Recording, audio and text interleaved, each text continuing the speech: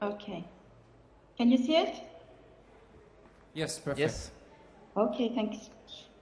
Okay, so good afternoon, everyone. So I will present you the results from the Plaza 2 project in Shift2Rail, and which was related to a generic approach for virtual testing in the certification process. So my name is Thi Mac Lan Nguyen. I'm the technical director of the railway testing agency of SNCF Voyageurs. And after working for the automotive industry for a few years, I have joined the railway sector in 2008, and my work was mostly related to materials, mechanics, and simulation. So I will first say a few words on the challenges of the virtual certification. Then I will describe a little bit the process that we have followed in the Plaza 2 project. And of course, I will more focus on the generic method itself when we want to use virtual testing in the authorization process, and I will end up with some conclusions. So first of all, the context is the following. I think everyone share it. The authorization process for putting a new vehicle in service is today quite expensive and long. And in parallel, we observed that there have been, during this more than 1 decade, very significant improvement in the quality of the simulations, even for complex systems. So the challenge for virtual certification is to use these tools, these simulation tools, not only in the design and development phase, but also in the phase of approving a new or modified rolling stock or subsystem. The benefits are quite clear: significant reduction of the authorization cost and duration, and therefore significant reduction of the LCC of the rolling stock. But we also expect to improve interoperability, facilitate the introduction of innovations, and increase the reliability of a vehicle. So when we defined the Plaza 2 project, we first stated that the situation is quite heterogeneous between the different technical fields. The maturity is various. The way to use simulations is quite various. And when we looked at it, we also raised the fact that there is one blocking issue, is when you want to use virtual testing, the one question is, how do we validate simulations? How can we decide that some field tests can be replaced? So we came to the conclusion that the challenge for the project was to define a generic method with 3 sub-challenges. First of all, this generic method should be applicable to any technical field and to any kind of virtual test, so numerical simulations, HIL, SIL, but we exclude artificial intelligence because surely we didn't feel experienced enough. The second challenge is that this generic method must be comprehensive enough to enable a decision at the end of the process. We don't want just to give recommendations and advice. What we really want is to have a process that at the end say, yes, some field tests can be replaced by simulations and your simulations are accepted. Finally, the last challenge is not to be in contradiction with the existing standards which already allow the use of simulations. And what we want is that this generic method will be implemented in a new standard. So as we want a generic method, it was decided to lead this project within the cross-cutting activities of Shift2Rail. So it was a 2 years project from November 18 to January 21. And it was in fact a very small project with only 5 partners. and only one expert by partners. So we were 5 people meeting very frequently during these 2 years in order to propose a method. So the process was the following. We first spent about 1 year making a quite exhaustive state-of-the-art and benchmarking exercise. So we looked into the railway standards in which simulations is already allowed to see how the requirements are defined, how deep it goes into the details. We looked at the recent research project dealing with the issue, and we have discussed with some experts of different industrial sectors, land, spatial, automotive, aircraft. Then we also had some interactions with ongoing projects of Shift2Rail, such as Pinta, Pivot, and Connector, who dealt also with virtual certifications, but in their technical field. And we sent a questionnaire to different stakeholders of the railway sector. We also organized 2 workshops in order to present the very draft proposal we have and have their feedback.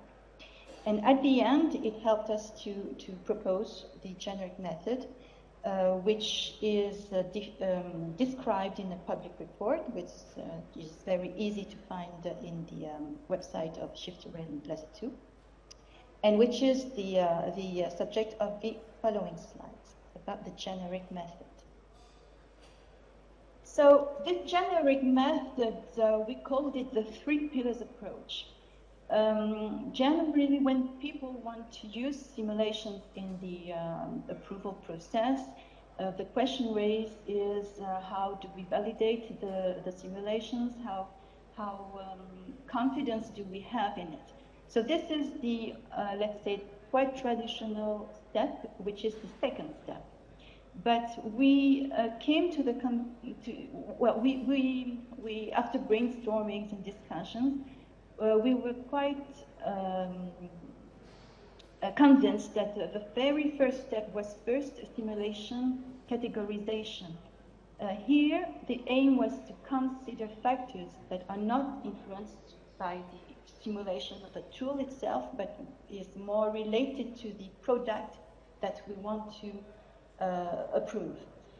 Here, what we want to do is to define the level of requirement for the simulation quality, depending on the impact on safety, on the requirement, and so on. So from that, we set a target of credibility.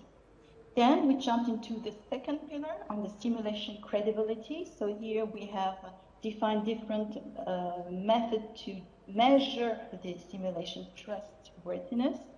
We were quite influenced by, let's say, the NASA approach on the credibility of simulation. So we have defined a method to determine this credibility. And if this credibility meets the target defined in Pillar 1, then we can stop the process and say, okay, simulations is good enough, and we can use them to replace some of the field tests. If not, there's still an additional way to use simulations, and it's the third pillar that we call the compensational measures, and I will describe them a little bit later. So thanks to these 3 pillars, these 3 steps, we are able at the end to decide if simulations is accepted as a proof of conformity. So now let's jump a little bit in more details in each pillar of this approach. So about the categorization, we have defined different factors to define this categorization. First, factors about the regulatory. Is it an issue of safety? Are the products submitted to regulatory requirements, or is it just other types of requirements, let's say specifications from the clients, for example? And depending on that, we will give a target more or less severe. We also defined some design factors more related to the product to be approved itself. So what is the technical complexity of it? what is the complexity of the system in which it operates, which is the level of novelty, and which is the impact of the product on the essential performance of the whole system. So I will not get into the details, of course, but for each one of these parameter, this factor, we have defined the criteria to assess a level 1, 2, 3, or 4 for the complexity, novelty, and so on. And then once we have done this exercise, we will take the maximum level across the 4 sub-factors to define the design factor. So we do the same thing for the regulatory factor, and then we use this matrix to define at the end the target level for credibility for simulation. So you see that, for example, if it's a safety issue, you will have at the end a target of 4. If the design factor is very high, equal to 4, well, if it's not if you don't have a high level of regulatory factor, then you will end up with a 3 level. Okay, so with this categorization, we have set one target. Then we looked at the simulation credibility. So we have defined different factors, once again, on the verification of the tools and the models, on the validation of the tools and the model, on the quality of the input data, of the way uncertainties and variabilities are taken into account in the approach. But we also looked at some management issues, how the entities performing these simulations are organized, how the processes are clearly settled down and put in place. So depending on all this, we will define different level of credibility. For example, for uncertainties, if we are very low, it means that we see that simulations give you an idea of variability, physical tests as well, but it's not exactly the same, but we don't know in precisely what are the parameters that exhibit the difference. So one way simple to do that is to put, for example, a safety factor, just to guarantee that you are on the safe side when you use simulations. Okay, so this is the first, this is the second pillar, and for the third one is when you don't meet the target, then potentially what you can do is to add additional safety factors, or for example, you can ask for some additional physical tests. It can be track tests or it could be a bench test, but the idea is instead of doing the whole physical test campaign, you can use your simulations, but you need some additional tests just to confirm some results obtained by the simulations. So to conclude, we have developed a 3-pillar approach, and it has been presented to many stakeholders, people, experts involved in the development of methods in specific technical fields. But we also presented to ERA, to GPCR, NV-Rail, and Sensenelec, and we had very positive feedback. So we were encouraged to finalize the work, and it was done in 2021 in January. And the most positive of it is that it was decided in the Sensenelec that the method will be implemented in the new volunteer standard that is in progress. So there are 2 working groups, TC 256 G55 and Senelec TC9X G32, who are working on how to transform this the deliverable of PLASA2 into a standard. So that is the end of my presentation, and I will thank you for your attention. Thank you very much.